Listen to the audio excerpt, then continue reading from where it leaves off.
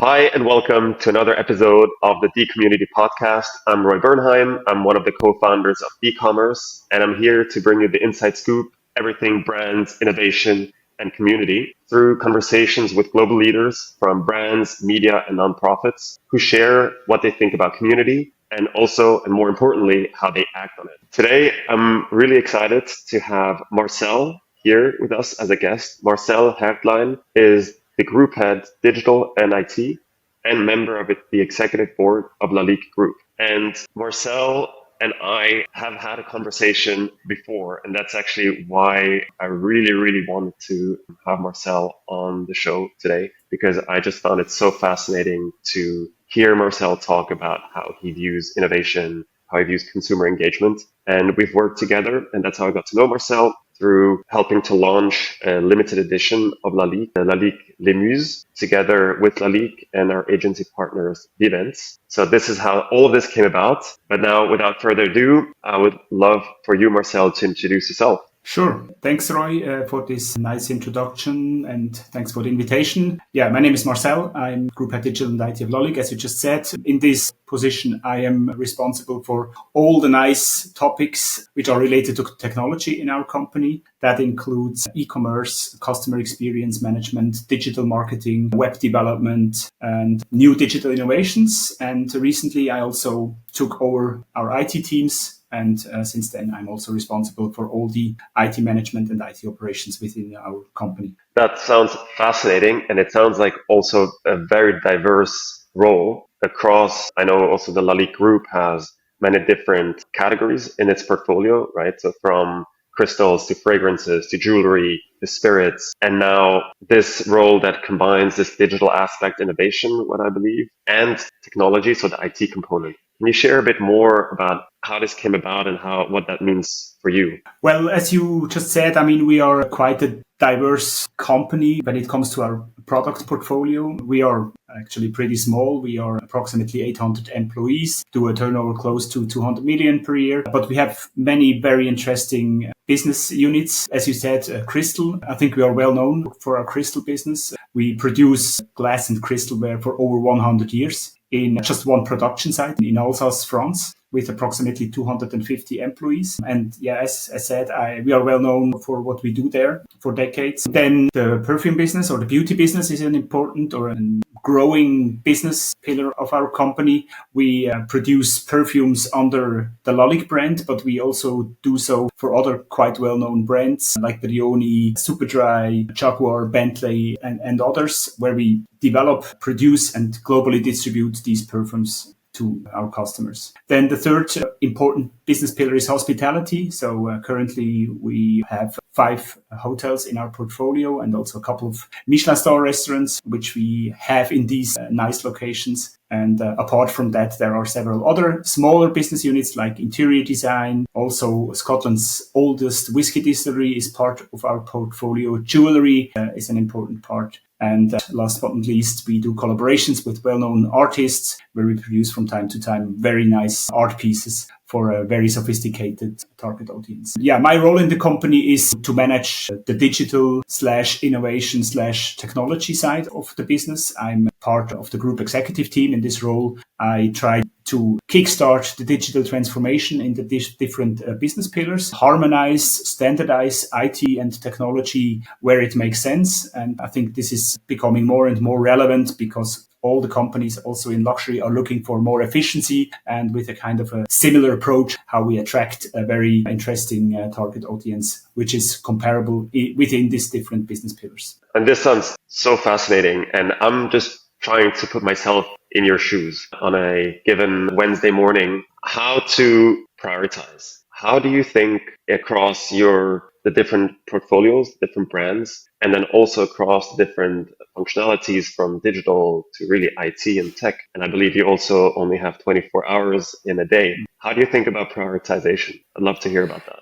Yeah, it's a very good question. Very, very difficult topic also to manage, honestly speaking. Of course, during my career, I have established kind of personal tactics for me to somehow overcome all the different tasks I have to deal with on a daily basis. And given the fact that I'm involved in social media discussions, I'm involved in IT strategic discussions, I'm involved in campaigns that we plan. And at the same time, I also have to push to the next digital innovation in our portfolio. This can be really quite overwhelming. That's absolutely true. I divide all the things that we do in our company within two pillars. Usually we work with so-called lighthouse projects, which is a kind of an umbrella term for all the digital and technological innovations. So these are the fun topics, the fun jobs that you can do in such a role. Here we have done a lot when it comes to Web3 projects. We launched NFT collections. We launched the first digital perfume globally, but we also are doing, kind of more and more immersive kind of digital experiences. And then the second pillar in this whole responsibility is what I call fix the basics, right? Because, we all have to deal with all the technological changes all the time, legal regulations, and of course, offering the best possible digital workplace to our teams and just daily IT-oriented kind of support, right? And I think this helps me a bit to prioritize what is more mid to long term, which are then most probably rather the lighthouse projects, and then more on an operational basis, this fix the basics kind of topics that we have to deal on a regular basis. Personally, I manage my work with a Kanban board where I really try to be as structured as possible. I'm also a big fan of an empty email inbox. So my tactic for many, many years is to every task that I can do with under 2-3 minutes, I do right away and do not just postpone it at a later stage. And that gives me the possibility to give feedback, to answer any kind of emails or Teams chats in quite a quick response time. And that also, gives me a bit the ability to become more efficient. And then for the more strategic kind of tasks where I really have to think about and deep dive, I really block my agenda for an hour or two to really deep dive on a very specific topic and then hopefully come up with a good or at least acceptable kind of answer or feedback. And I know you reply really fast. The question there, out of curiosity, is this something, the replying very quickly to the things that can be done very quickly, is this something that has always been natural to you, or is it something that you've built a habit for over time and now feels more natural? I think it's a bit both. Already my teachers back in school told me you are a minimalist, and this is somehow still true. So I really try to get rid of all the annoying tasks as soon as I can. So most probably this is a bit in my DNA, but of course it's also a kind of a tactic which I have developed over the last couple of decades in my career to become more efficient, right? And especially in the digital world or in the role of a digital leader, you have to deal with so many different topics and ongoing change all the time. Every year looks different, right? So we have to spend a lot of time in learning new things, in developing new things and this kind of steps. So you have to do it like that. Otherwise, you are really, I think, overwhelmed and not a good performing manager. So I would say it's a bit the combination of what is in my DNA and also a kind of a tactic to become more effective in my daily work. Well, sounds like you're in the perfect spot to do that and practice that. And now I want to turn to, so we're here to have fun, right? So that's why we're doing the podcast. I want to talk a bit more about the fun topics that you mentioned earlier. On the innovation side, the lighthouse projects that you mentioned, how do you think about those? Like even within that realm, there are so many different things that one could do. Yes, that's right. How I see this, especially for a luxury brand as we are, a small luxury brand as we are, I think it's just super relevant to become visible in a digital world. And therefore, I believe innovative digital projects are so important because for us as a small brand, it's quite difficult, right, to play the game on the same level as the really big brands in our industry, right? Basically, in this industry, you can only be part of one of the big players or you are at home in a niche. And Lalique is clearly in a niche, right? And I think it's extremely difficult to catch up in different kind of areas with the big ones. But I believe in the digital world, it's much easier when you come up with innovative and creative ideas that even the big ones are looking at you and say, oh, wow, this small niche brand, I never expected that they do so cool things, right? And this is actually what really happens from time to time. I really get invited from the really big brands in our industry and they ask me, hey, can you join our digital innovation call and can you present your latest project? Something like that, right? And that was always super fascinated that even these big brands look at us and even invite us to speak about our latest innovations. And I think this is a great motivation. And of course, this brings visibility. This also helps us to position the brand as an innovative, digital-oriented kind of brand. And lastly, this helps us also to bring a legacy brand who exists for over 100 years into a new customer segment, right? And I think this combination of DNA, of history with technological innovations, this is super fascinating for the role I have. And I know from working together that, you're really like enthusiastic about the innovation and you really believe in it and are also excited by what's out there and are not afraid to also be the leader and try something new. Can you share a bit more about how you use the project Digital Products, how that journey started and where it got to? That'd be very interesting to hear a bit more about. Yeah, sure. I mean, basically, we have done a couple of very nice projects in the last 3 years in the area of Web3. In 2022, we launched our very first NFT collection, ultra limited collection of just 10 NFTs, which has been sold out even for a very high price per piece. And that was a kind of a very positive message into the company that even we as a legacy brand can do amazing things and have a lot of success, right? That was our Impossible Vases collection. So basically it was about a digital twin of our iconic bestseller, the Bacchante vase. But it was not only a kind of a high-end animation of the piece, of the product itself, but it was also a combination of additional real-life benefits that people who bought the product got as the new owner, right? So we offer them some very nice additional real-life experiences. And because the project was so successful, we had then, of course, a couple of questions from our beauty team, from our perfume marketing team,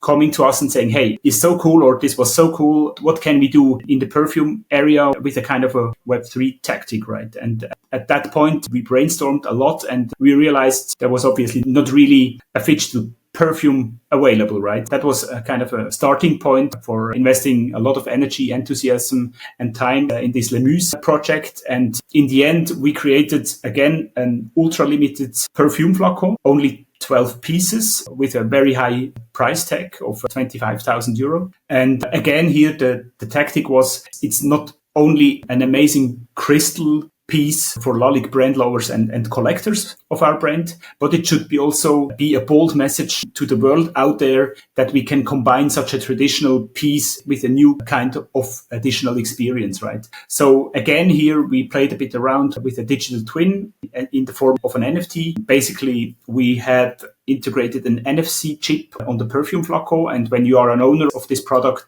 you can, obviously through the NFC chip, you can get access to the digital twin of this product. And on a kind of a landing page, you can unlock additional services or real life benefits. So basically, you have been invited to join a perfume masterclass with the perfumer who created the scent for us. You had an invitation to visit the Crystal Factory in Alsace as a kind of a VIC customer. These kind of additional experiences are then the ultimate benefits for Lalique brand lovers, which are basically not open to the public, right? I mean, this is not something we offer for, on a regular basis. This is really something very specific, very special for very important customers of Lalique. And it's also just a very beautiful product, visually very, very beautiful. And from this journey now that you shared, because you already have several years now of experience in that space, what do you feel like are your biggest takeaways? If we take stock today, of course, things will shift in the future, but taking stock today,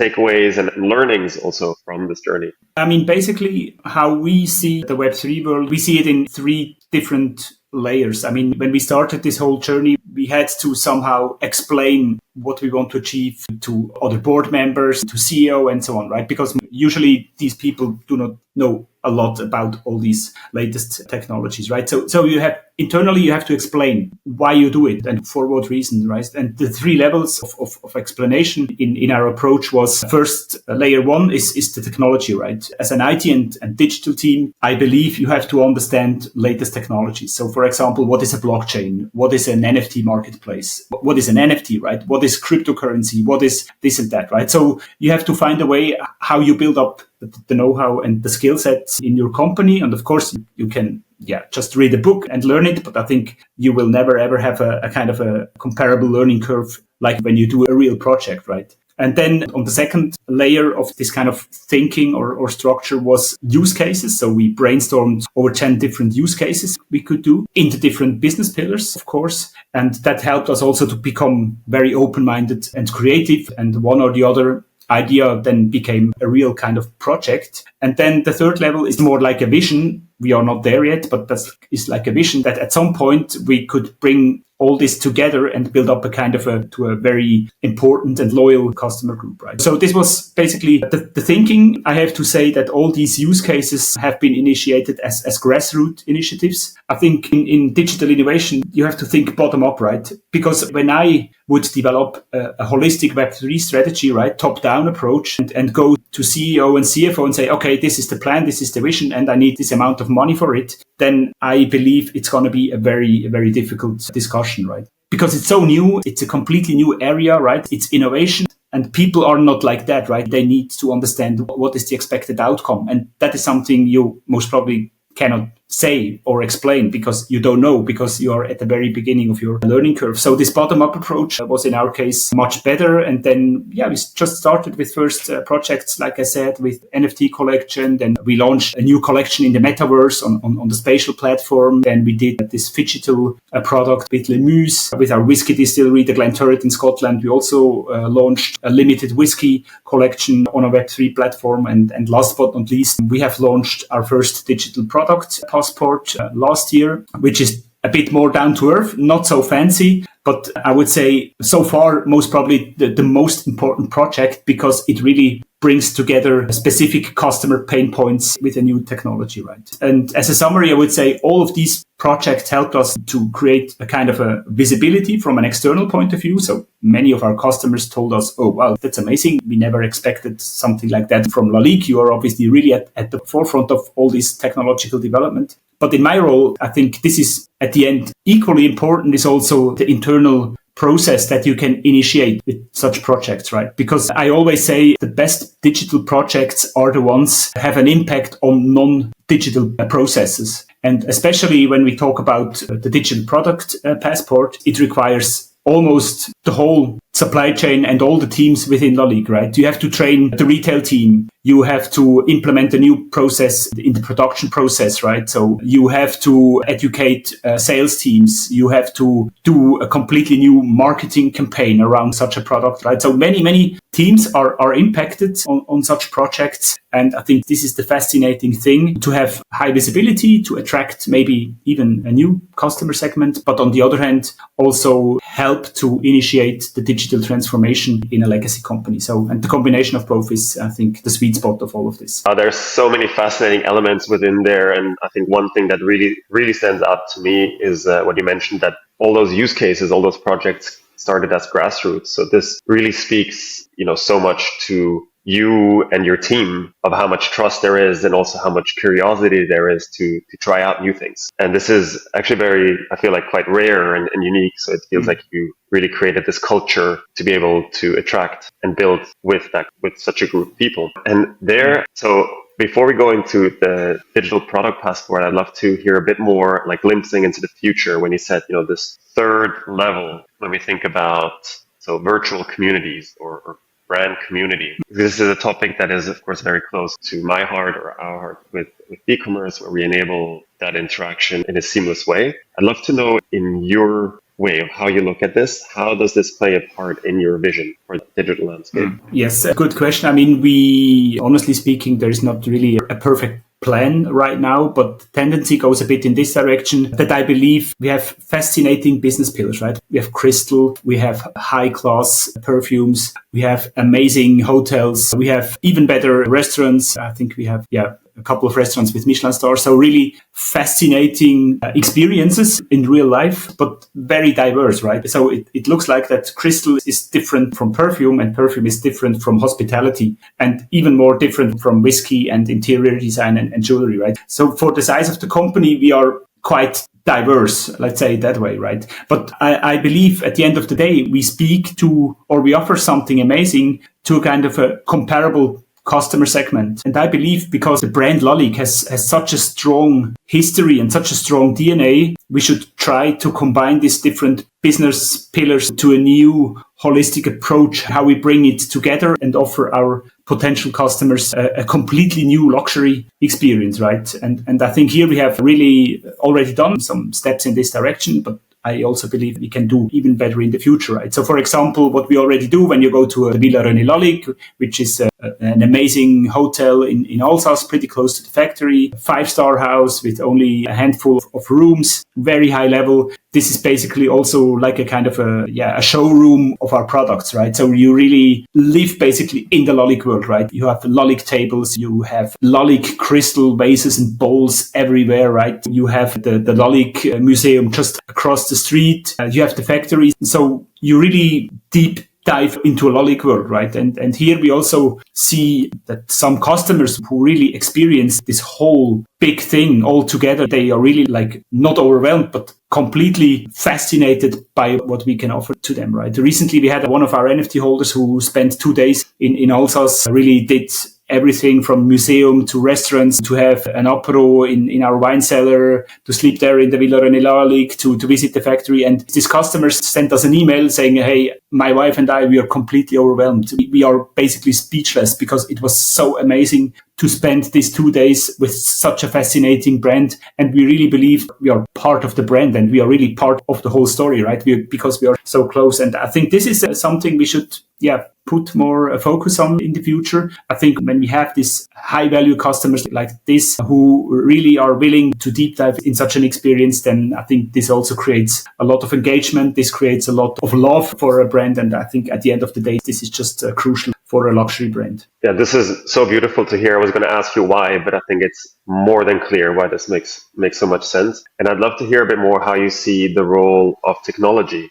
within that, in particular, because the experience, I guess, in its own will be this beautiful experience, a lot of it offline as well. How do you see technology play such an important role of really understanding the consumer? Yeah, I mean, of course, in my role, I have to say it has an important role, not only because I have to, but also because I believe so. I mean, look, I would say the luxury industry 5-10 years ago was really kind of like, okay, we never gonna sell a product which costs 10,000 euro online, right? When you see former interviews of watchmakers, they said, okay, there is no market for something like that, right? And most probably also within Lalique, we had a kind of a similar discussion 5-10 years ago that most probably no one is going to buy a Bacchante vase for the amount of a couple of €1,000 online on a website, right? And I think this has completely changed, right? I mean, here that was most probably one of the few positive outcomes of the pandemic, that customer behaviors really have changed dramatically, right? And we see this in our numbers, right? When we have a look on the turnover on Lalique.com,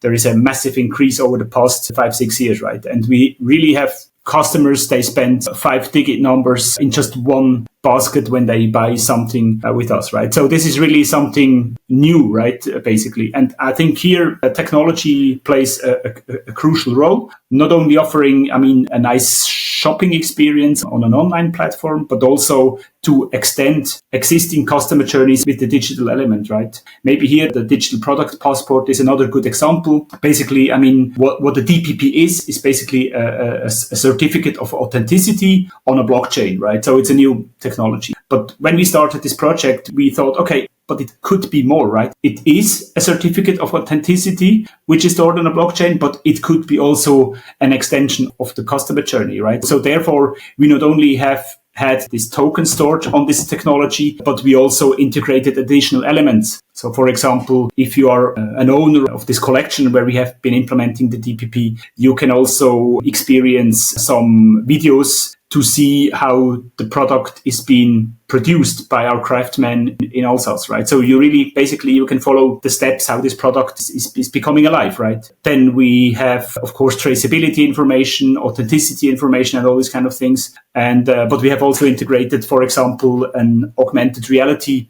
functionality. So basically what that means is that you can place the digital twin of your products in any kind of realistic environment, right? So the idea behind that is that you basically, I have a coffee with you, Roy, and you are interested to see how the bacon vase would look like at your home on the kitchen table. Then I can just place the virtual product on your kitchen table. I can do a screenshot and basically you would then see how it looks like, right? And I mean, these are all these gamification elements that we believe are important. And I think here also the need from potential future customers, who, by the way, are getting younger and younger, especially in the luxury industry, this need for immersive digital experiences is becoming not only a nice to have for luxury brands, but more like a must have and a necessity to really fulfill all the needs along the whole customer journey, be it in real, but also in a virtual environment. And Marcel, I mean, you've already built and achieved so much. If you had to pick one thing, what are you excited about in now the near future?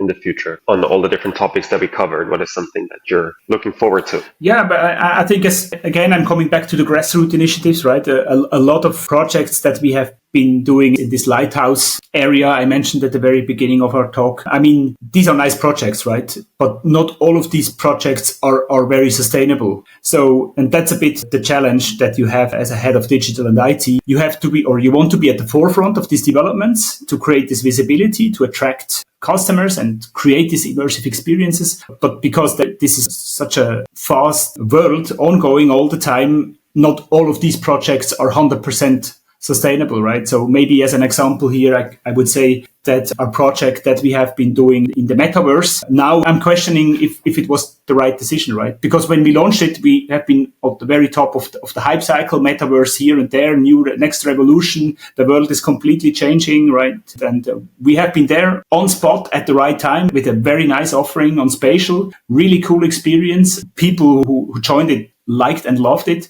but I mean, it was a hype cycle, right? So at the moment, the metaverse as a term is not that trendy anymore, right? So of course, then you have to answer some questions. Why are we spending energy and budget on such projects, right? And here, I mean, the argument is again, know-how and skill set. We learned so many things that we are prepared for the future. And I think this is the main outcome in my role, that we have been building up a lot of know-how with this project over the past 3 years. And whatever comes, I mean, not whatever, but we are prepared, right? For example, and we have to implement new Web3 related projects with NFTs, with digital product passports, with virtual experiences. We are somehow ready, right? Why? Because we have already done real projects. And I think this is the big advantage for me, to also have this know-how in the team, in the company, that we know how to deal with, right? For example, how we can fulfill legal requirements when it comes to, for example, a launch of an NFT campaign, right? Because that's a tricky question. We spent the most time on this question. How can we be legally compliant and all these kind of things, right? How do you do the taxes and stuff like that? So